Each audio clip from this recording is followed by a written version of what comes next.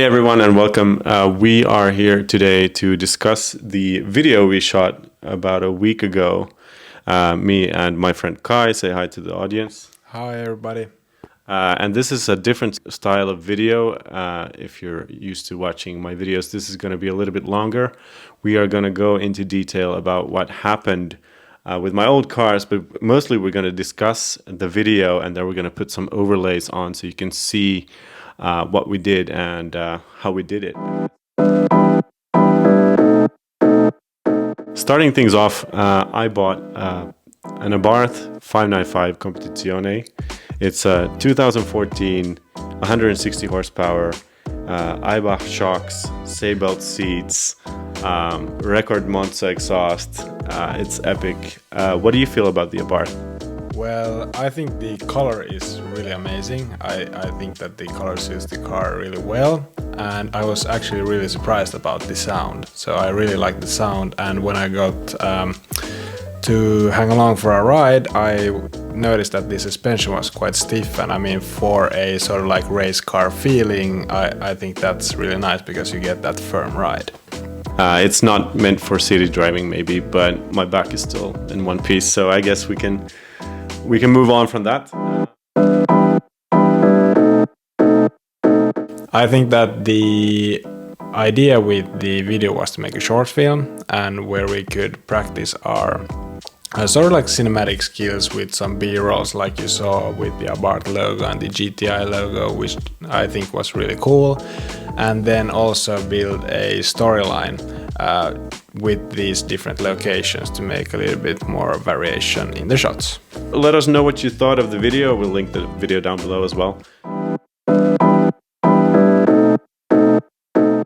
Fiats have a very bad reputation in Finland, and this is due to our harsh climate here. And Fiat has such a bad reputation that there's no point in them actually having the Abarth brand here in Finland at all. So you can't buy one brand new. I went to Spain last year. I was on an exchange and I tried to rent an Abarth, and they said, no, the Abarth and the Fiat are separate. But that's a bit of a bummer, like that the Finnish people don't really appreciate the Fiats or the Abarths.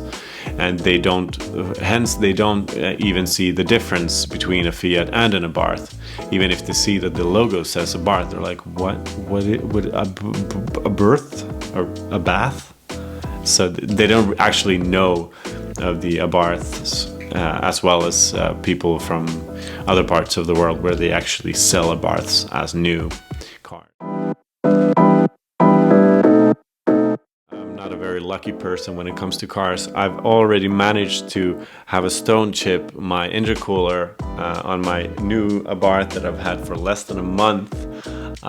So we're gonna have to take care of that. But generally speaking, a new car is always better than maintaining old cars. And you have some experience of your own. Do you care to elaborate? Yes, so I had a 2004 Mark V Golf, actually a two-door with some cool 18-inch wheels.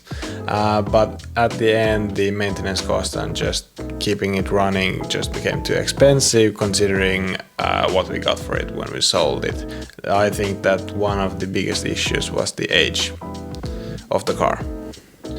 Yes, and speaking of cars, I'm actually planning on doing some slight modifications to it. It's about as fast as my Barchetta was, believe it or not. It was actually faster than one would think if you just look at the paper and see 131 horsepower or something. So I would like to have, with the stock IHI turbo, you can, with a downpipe and an induction kit and a tune, you can actually get a lot more crackles and pops and bangs, which is always fun to be obnoxious and stupid, but I would also like, you can push it towards 200 horsepower, and I think that's a really good figure to reach for with just a few simple mods and maybe €1,000 of budget. So that's something to look forward to, I guess. And I think that's going to be it for us for this video. And if you like this style of video, leave a comment down below. We would like to hear what you thought, and we hope we didn't bore you guys to death.